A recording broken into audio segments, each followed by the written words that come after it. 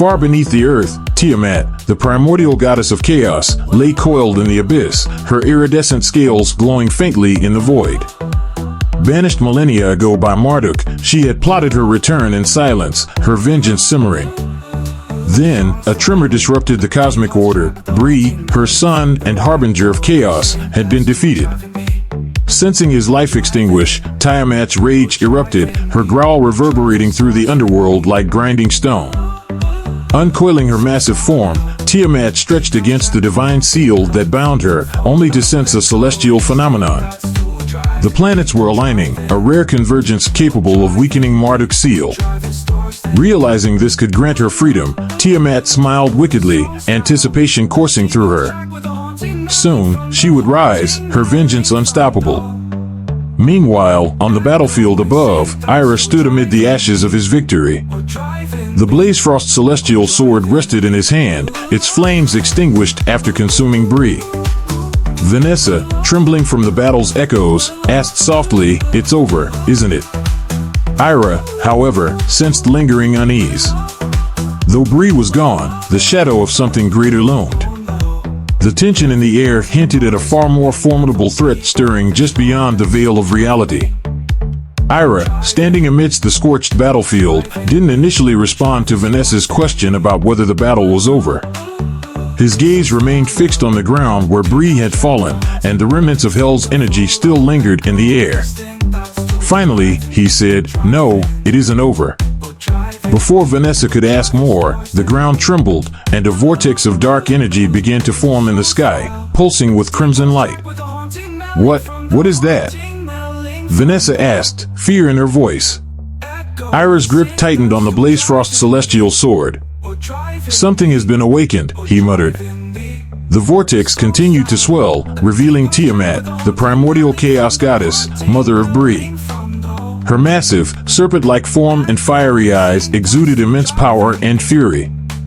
Tiamat's roar filled the sky, shaking the ground, carrying grief and rage for her fallen son.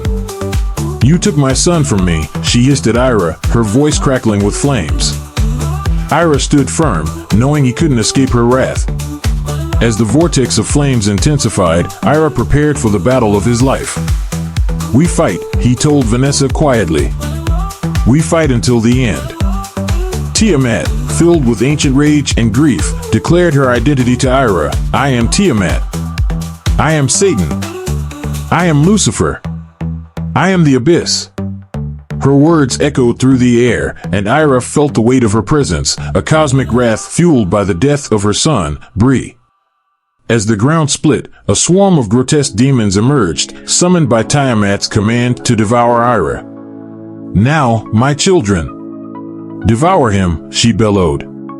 The demons, eyes burning with hatred, rushed toward him, but Ira fought back with the Blazefrost celestial sword, using its dark flame blaze to burn them to ash. Despite his efforts, the demons kept coming in endless waves, and Ira felt exhaustion creeping in. In the chaos, Vanessa's scream cut through, and Ira turned to see Tiamat's massive hand lifting her into the air. "No!" Ira shouted, but he was too slow. Tiamat's cold eyes locked onto him, and she sneered, "You cannot save her. You killed my son, Ira, and now I will make you suffer." Ira, desperate, hesitated, knowing that using the sword's power could harm Vanessa as well. Her terrified eyes pleaded with him, "Ira, help me." Ira felt his heart shatter, powerless despite wielding the Blazefrost celestial sword. He could not use its immense power without risking Vanessa's life.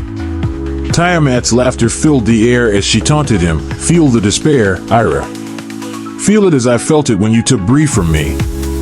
Watch helplessly as the one you love slips through your fingers." Her words pushed Ira to his knees, consumed by frustration and helplessness.